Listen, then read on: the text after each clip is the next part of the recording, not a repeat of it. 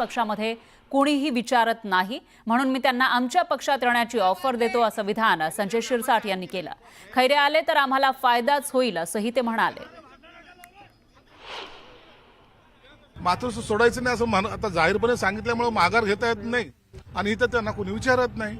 आणि एक जे काही आता सो कॉल नेते आहेत ते नेत्यांचा एवढं काही प्रेशर आता वर मेंटेन झालेलं आहे. ते खैरे गेले तर चालतील, परंतु त्यांना सांभाळायचा प्रयत्न तुम्ही विचारताय पण तुमच्या विचाराला ते सकारात्मक देत नाही. पक्षातून कुणी त्यांना विचारत नाही, पण तुम्ही विचारताय त्यांना. विचारावं लागेल.